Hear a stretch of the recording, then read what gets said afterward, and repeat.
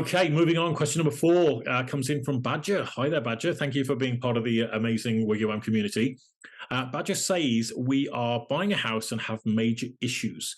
Solicitor asked the seller's solicitor 4 months ago to register a deed of release at the land registry. They refused, saying they always register it following completion as it's quicker, weeks instead of months to do. We're at a standstill as our solicitor refuses to do it at completion. Our solicitor has also asked for planning permission documents, which the seller's solicitor sent a download link. Our solicitor won't accept this format and instead wants them to send to him, but they say they haven't provided it. Okay, so let me just recap that last bit. Our solicitor won't accept this format and instead wants them sent to him, but they say they have provided it. This situation is a total nightmare. Should we be going through this? This is causing a lot of arguments between all parties. The communication breakdown is going to cost us the house at this rate. It's already taken us over 8 months to get to this stage. Is there anything we can do to sort it? I'm shocked that this is how solicitors behave. Okay, well, Badger, that sounds like quite a lot you've got going on there. I don't know whether you are in between shall we say, 2 very stubborn solicitors, or whether there is some kind of deep-seated dissatisfaction between the 2 of them that is causing you guys to be caught up in this lack of cooperation. But unfortunately, you're the ones sitting in the middle who are just trying to buy your house, and that's a bit of a challenge. So here's what I'd do if I was in your situation. I would suggest that the plans are easy enough to sort out. And what I would do is I would just talk to your solicitor, ask them what format he wants these plans in. I'm thinking, although you haven't said it in your question, I'm thinking he just wants paper copies of these plans and he's not prepared to sit on the planning portal and download each of them. He might want PDF copies, whatever.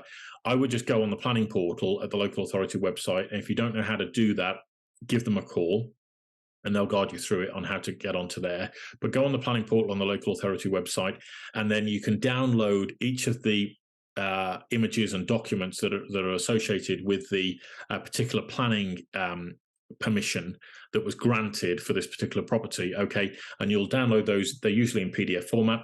Okay, and then if your solicitor wants them printing, then you just fire off those PDF documents to a local printing company, ask them to print them in whatever size the solicitor wants. Again, if it's plans, if they're to scale, get them printed, and then either get them delivered to the solicitor's office or go and pick them up and then take them there yourself.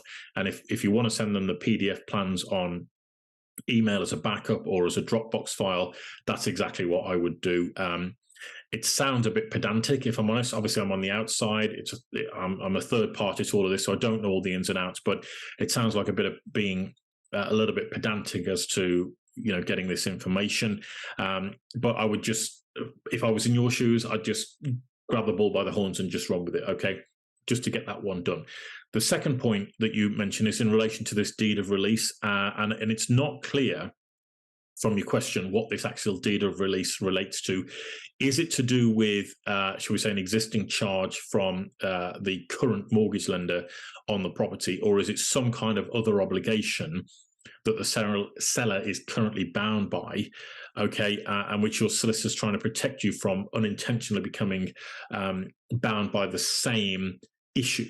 Okay, again, I don't know the answer to that part, Badger, but I think you need to do a bit of digging to find out exactly what this deed of release is actually all about. Now, again, what I would do in your situation, once I've found out what it relates to, a good compromise in this situation might be to suggest that you have a 4 to 8 week gap between exchange and completion. Okay, now, the reason you want to do that is because you might then be able to ask the seller's solicitor for a solicitor's undertaking, okay, to file that deed of release at the point of exchange of contracts as a compromise to this whole stalemate. Okay, so rather than, saying we'll do it at completion, and your solicitor saying, over my dead body, we're going to do it at completion, what you're actually doing is you're bringing it forward by 4 to 8 weeks by saying, actually, let's do it at exchange. And hopefully that should break the deadlock. I don't know whether it will, and I say I don't know what this relates to. It might be a little bit more complicated than what's being said on the question, but if it's that's how I would approach it. And at least by putting that to the solicitors, you're going to get to find whether or not this is actually an issue that can be overcome, or whether it's just a complete deadlock and nobody's prepared to move. But at least you're offering a compromise, right? I would also look to get your estate agent very heavily involved in this to break the deadlock, because the people that you're buying from will also be in this situation where, you know, they don't want this sale to go on forever, right? And they're going to get to the point of going, do you know what? Screw this for a game of soldiers. We'll pull the house off the market. So get the estate agent involved to try and find a way through.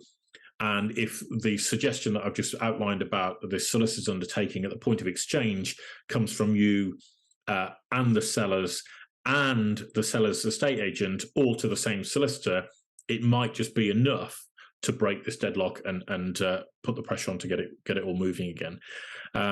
So that's how I'd handle it.